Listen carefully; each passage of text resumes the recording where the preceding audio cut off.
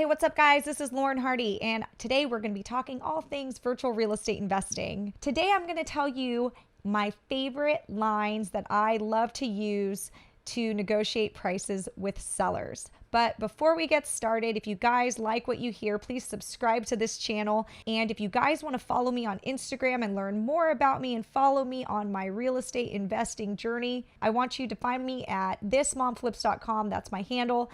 And if you guys want to learn more about virtual real estate investing, I do have a coaching program with Wholesaling Inc. The address is www.wholesalinginc.com/virtual.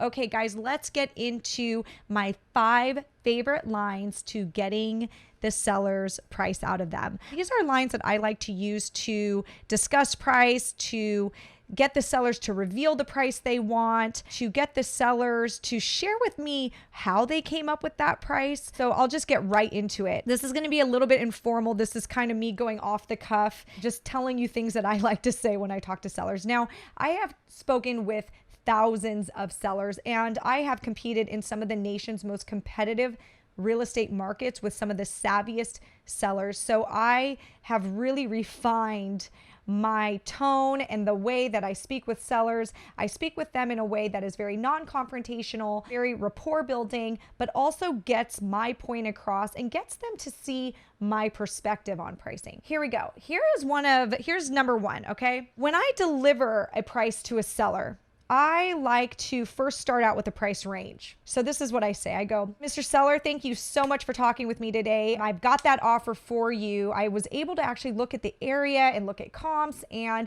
it looks like investors are buying properties in just like yours in the area for between 50 and 65,000. Does that make sense to you? And then I pause. So you see how I ask them, does that make sense to you? It's very non-confrontational.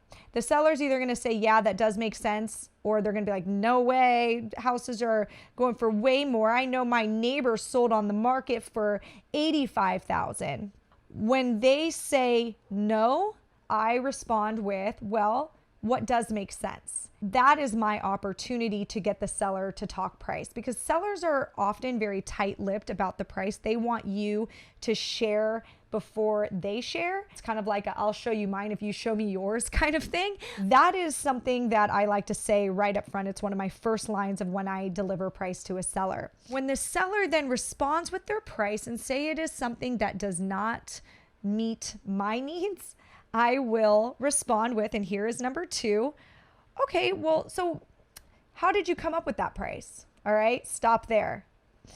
Often they are going to say something like, oh, well, I spoke to a realtor and they told me that price. Or they're going to say, my neighbor sold on the market with a realtor and they got that price. So if they say anything like, I spoke with a realtor and that's the price they told me I should sell my house for, my rebuttal to that is, okay, well, realtors are not appraisers, and realtors like to get listings. So they will usually give a seller the highest price because it really doesn't matter. It doesn't harm them if they don't sell it really at that price. No matter what, they get the listing from you and they get paid. So that's usually how I would respond to something like that. And if they do say something like, oh, well, a neighbor sold their home for 85,000, I say, well, they probably sold it to a realtor. They probably sold it to somebody who is actually going to live there. And I remind them that, hey, I'm an investor. We buy these properties to turn around and resell them as investments. So that is number 2. Let's get right into number 3. This is what I like to say when I am trying to tell them a price that's a bit of a lowball. I basically say it like this. I go, could you see yourself taking 50,000? And I stop there. I like to say, could you see yourself? I don't know. It's just like a non-confrontational way to say the words 50,000. It's a non-confrontational way to deliver an offer to them in a way that is more of like, could you see yourself doing it? Well, what could you see yourself taking? So if they say no, it's like, well, what could you see yourself taking? Number 4. So say they give me a price. And, I give them a price, they give me a price, we're not on the same page. I will stop and say, okay, well, let me look back at the comps. Maybe I messed up. I'm going to look back at the comps and see what other investors are paying in the area. And I will see if, we can make that price work. And I'll talk to my partners and I'll get right back to you. I love saying, maybe I messed up. The reason is it really breaks down walls. It breaks down barriers. It makes the seller realize that I'm human too. And this isn't, they don't need to like have their armor up. They don't need to have their guard up. It really does break down those walls. And we're really looking at each other like people. And they see that, hey, I'm just a person too, and I mess up, right?